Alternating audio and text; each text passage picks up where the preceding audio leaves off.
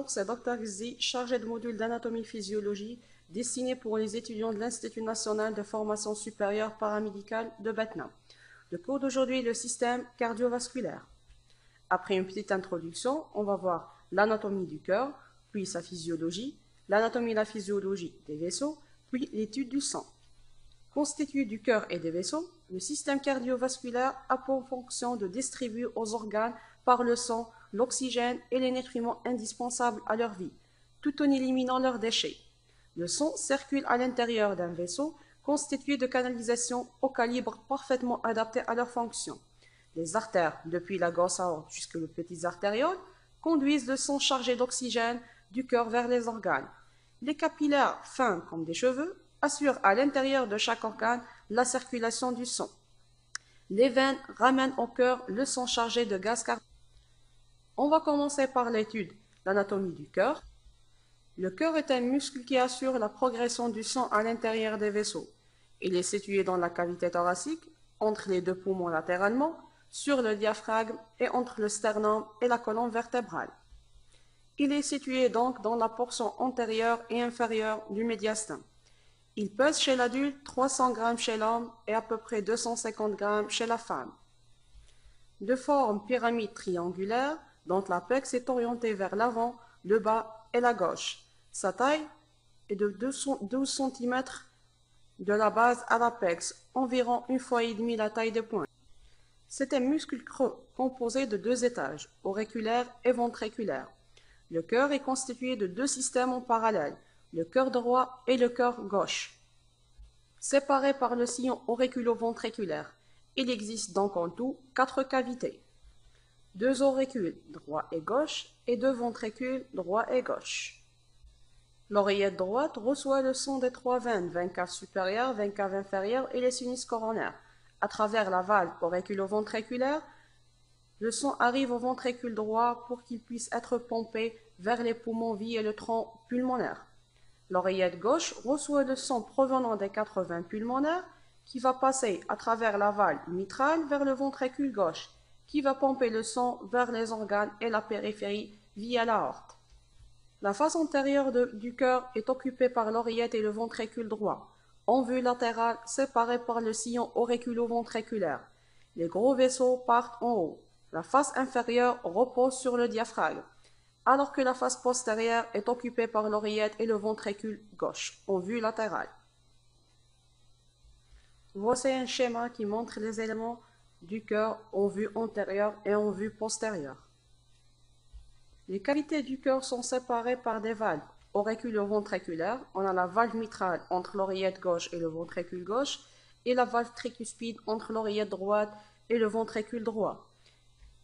Le sang part des gros vaisseaux hauts à travers les valves d'éjection, la valve aortique entre le ventricule gauche et l'aorte et la valve pulmonaire entre le ventricule droit et l'artère pulmonaire. Voici une coupe transversale au niveau du cœur qui montre les valves. On remarque que les valves aortiques, pulmonaires et tricuspides sont formées par 3 valvules, tandis que la valve mitrale.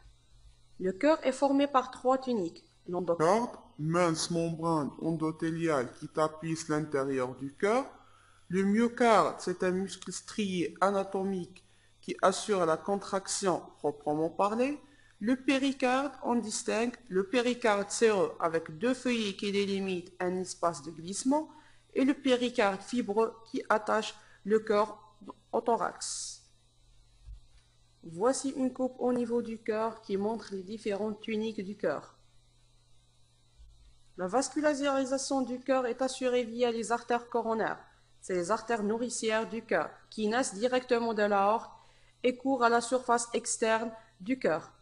3 vaisseaux principaux. L'artère coronaire gauche est constituée d'un segment initial appelé le tronc coronaire gauche qui se divise en 2 branches. L'artère interventriculaire antérieure, elle donne des branches diagonales destinées à la paroi antérieure du ventricule gauche et des branches perforantes pour le septum interventriculaire et des branches pour le ventricule droit. L'artère circonflexe, destinée à la paroi postérolatérale du ventricule gauche. L'artère coronaire droite chemine dans la partie droite du sillon auriculo-ventriculaire. Elle vascularise les parties inférieures du septum interventriculaire, des ventricules et l'essentiel le tissu nodal. Le réseau veineux est abondant qui se jette dans le sinus coronaire. Il est constitué d'une grande veine cardiaque qui naît à la base du cœur, d'une petite veine cardiaque, d'une veine moyenne qui chemine au niveau du sillon interventriculaire. Le cœur est sous le contrôle du sillon, composé de cellules musculaires spécialisées qui produisent et distribuent les influx électriques qui stimulent la contraction des fibres musculaires cardiaques, appelées aussi tissu nodal, constitués des éléments suivants. Le nœud sinusal, ou le nœud de Keteflach, dans la paroi de l'oreillette droite, c'est à ce niveau que vont naître les stimulations de l'influx cardiaque. Le nœud auriculo-ventriculaire, dans la cloison interauriculaire, permet la contraction des deux oreillettes. Le faisceau de His, dans la cloison interventriculaire, qui permet la contraction des deux ventricules. Les branches droite et gauche du faisceau de His. Et enfin le réseau de Purkinje, situé dans la paroi des ventricules et qui permet la propagation de l'influx au niveau des deux ventricules. Le cœur est sous le contrôle externe du système nerveux végétatif, parasympathique qui freine le cœur, cardiomodérateur, dont le neurotransmetteur est l'acétylcholine, et le système sympathique qui accélère le cœur, c'est-à-dire cardio-accélérateur, dont le neurotransmetteur est la noradrénaline. Sur le plan physiologique, la révolution cardiaque est l'ensemble des phénomènes que subit le cœur du début d'une contraction jusqu'à le début de la suivante. Il comprend trois phases, la systole auriculaire, la systole ventriculaire et la diastole générale, c'est-à-dire auriculaire et ventriculaire. Lors de la systole, le cœur se contracte pour se vider, soit au niveau auriculaire ou ventriculaire, alors que pendant la diastole, c'est la période de remplissage. Le sang arrive aux oreillettes qui vont se contracter pour se vider dans le ventricule droit. Le ventricule va se contracter pour se vider dans le tronc pulmonaire. Le sang arrive au poumon pour être déoxydé et il arrive à travers les veines pulmonaires au niveau de l'oreillette gauche qui va se contracter pour se vider dans le ventricule droit, gauche. Le sang arrive à l'oreillette droite. Quand elle va se remplir, elle va se contracter pour se vider dans le ventricule droit qui va se contracter pour éjecter le sang vers les poumons. Après échange gazeux au niveau pulmonaire, le sang retourne au cœur via les veines pulmonaires au niveau de l'oreillette gauche. Après son remplissage, elle va se contracter pour se vider dans le ventricule gauche qui va éjecter le sang vers la périphérie par l'aorte. Le cœur est constitué de deux systèmes, le cœur droit et le cœur gauche, qui travaillent en parallèle. La systole, phase du cycle cardiaque pendant laquelle les fibres du myocarde se contractent, entraîne une diminution du volume des oreillettes et des ventricules et comporte le phénomène d'éjection du sang après ouverture des valves car la pression est forte et supérieure à la cavité suivante. La diastole est la période de relâchement du myocarde pendant laquelle les ventricules ou les oreillettes se remplissent de sang, période du relâchement du myocarde. Le cœur droit et gauche fonctionnent dans le même temps pour irriguer le système pulmonaire et systémique. Le cœur est un muscle qui pompe en permanence du sang. Chaque battement est généré et contrôlé par le système de conduction, c'est-à-dire les signaux électriques qui suivent un trajet spécifique dans le cœur. Le signal électrique commence dans le nœud sinusal situé dans l'oreillette droite. Il traverse ensuite les oreillettes droite et gauche, ce qui provoque leur contraction et propulse le sang dans les ventricules. L'impulsion électrique passe ensuite par le nœud auriculo-ventriculaire au milieu du cœur avant de s'étendre aux ventricules qui se contractent à leur tour et propulse le sang dans le reste du corps. Le système de conduction fonctionne comme un stimulateur cardiaque. Il maintient le rythme cardiaque entre 60 et 100 battements par minute. Voici une vidéo qui explique le fonctionnement du système de conduction. Le système de conduction cardiaque se compose des éléments suivants. Le nœud sinusal, aussi appelé nœud sinu-atrial ou nœud SA, situé dans l'oreillette droite, près de l'entrée de la veine cave supérieure. Le nœud sinusal est le pacemaker naturel du cœur. Il initie tous les battements du cœur et détermine la fréquence cardiaque. Le signal électrique généré dans le nœud SA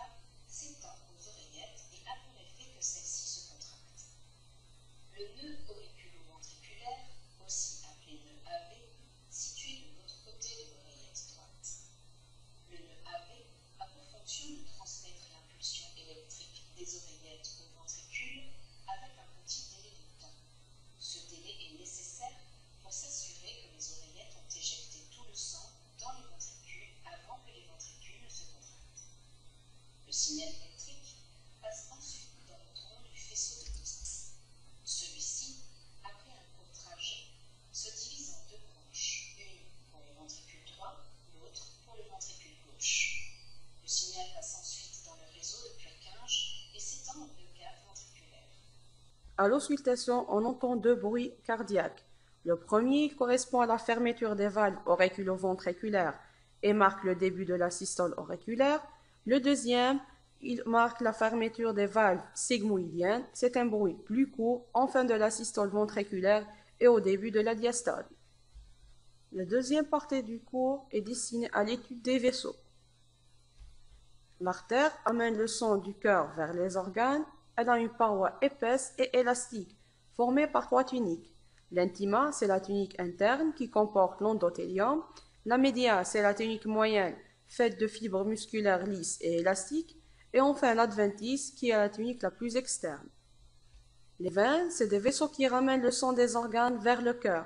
Elles ont une paroi flasque et mince, formée aussi par trois tuniques.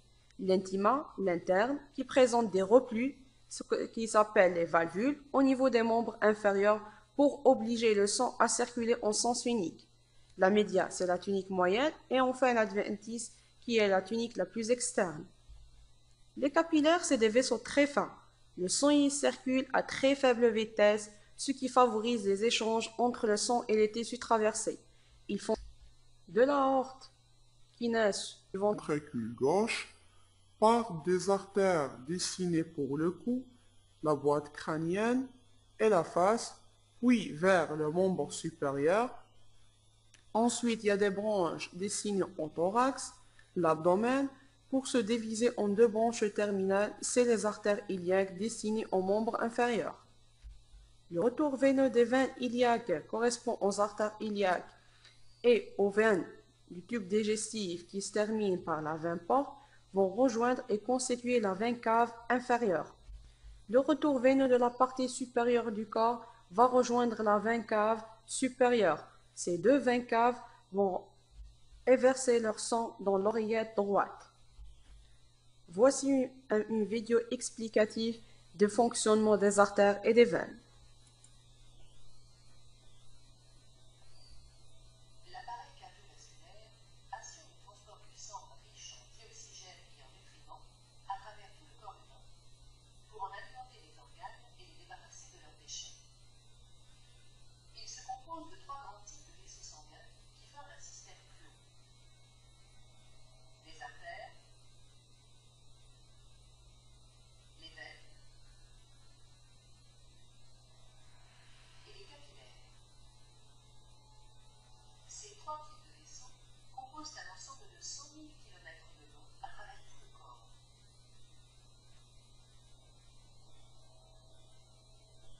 Une artère transporte le sang du cœur vers les organes. Les veines, à l'inverse, le transportent des organes vers le cœur. L'artère est donc un vaisseau partant du cœur. La veine, un vaisseau arrivant du cœur.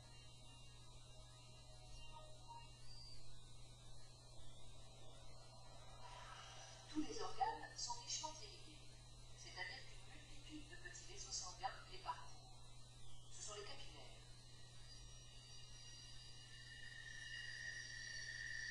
Les capillaires relient entre elles artères et veines dans les organes.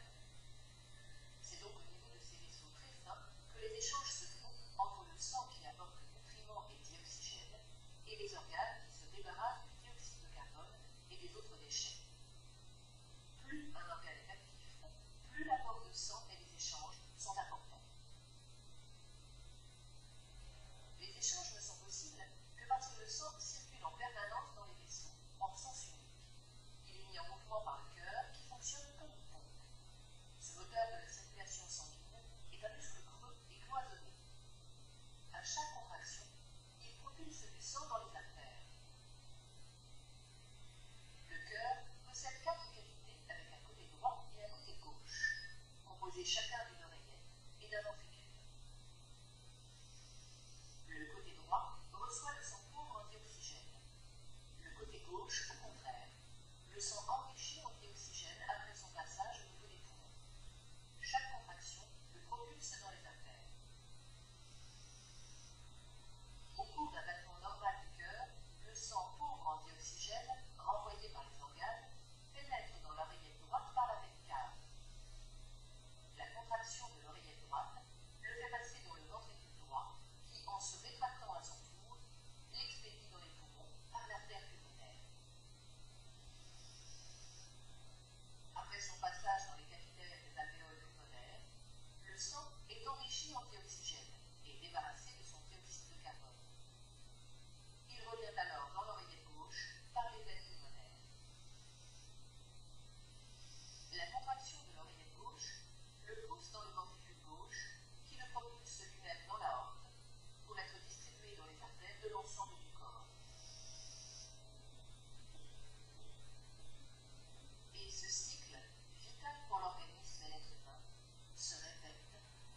La grande circulation ou la circulation systémique est formée par le cœur gauche, l'aorte et ses branches et le système veineux cave. Le ventricule éjecte le sang dans l'aorte, puis dans tout l'organisme jusqu'aux capillaires sanguins. Au niveau de ces capillaires, le sang cède l'oxygène au tissu et capte le CO2.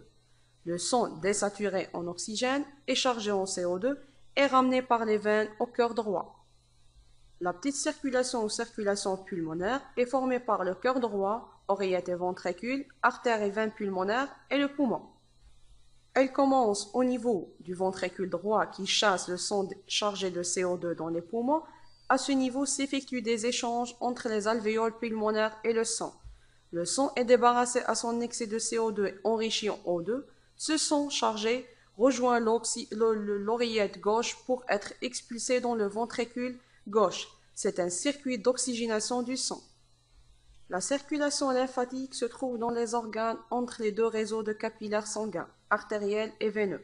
Elle contient un liquide baigne directement les cellules, le liquide interstitiel. Il est constitué par le plasma et les leucocytes. C'est la lymphe. C'est un véritable milieu d'échange. La circulation lymphatique n'est pas une véritable circulation comme celle du sang, car la lymphe ne revient pas à son point de départ. C'est une voie de dérivation branchée seule sur le système veineux. Les capillaires lymphatiques naissent dans les organes auxquels font suite les canaux lymphatiques qui se réunissent pour former les vaisseaux lymphatiques de plus en plus volumineux. Au point de jonction de plusieurs canaux se trouvent des renflements, c'est le ganglion lymphatique.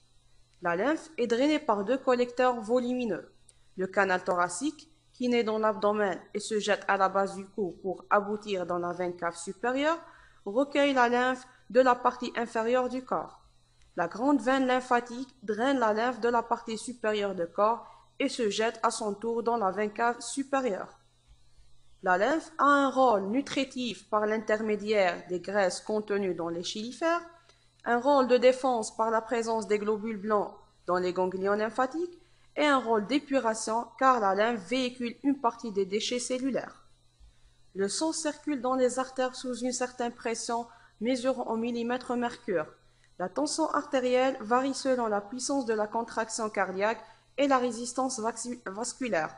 La maxima, c'est la pression systolique, c'est la surpression liée à la contraction musculaire. La minima, c'est la pression diastolique, c'est la pression normale des artères. Pour mesurer la pression artérielle, on a besoin d'un tensiomètre et d'un stéthoscope. Le brassard est placé au niveau du bras, le stéthoscope en aval. En gonflant le brassard à une pression supérieure à la pression maximale. L'artère du bras est alors occluse et le son ne passe pas. Aucun bruit n'est perçu par le stéthoscope. Le brassard est dégonflé lentement, un bruit commence à être perçu par le stéthoscope et la pression artérielle doit être lue au même moment. On mesure à ce moment la pression maximale ou systolique, au moment où le cœur se contracte, c'est la systole. Le brassard continue à être dégonflé lentement, un bruit est toujours perçu par le stéthoscope. Quand plus aucun bruit n'est perçu, on lit la pression artérielle sur le cardan. Il s'agit de pression minimale ou diastolique au moment où le cœur se relâche. Le débit cardiaque correspond au volume de sang pompé par chaque ventricule par minute. Il est exprimé en litres par minute. Il est égal à la fraction cardiaque fois le volume d'éjection systolique qui est à peu près de 5 à 6 litres par minute. Il s'adapte aux circonstances. Par exemple, au cours d'un effort musculaire, le débit cardiaque augmente. Aussi au cours d'une augmentation de la fréquence cardiaque ou une augmentation du volume d'éjection systolique.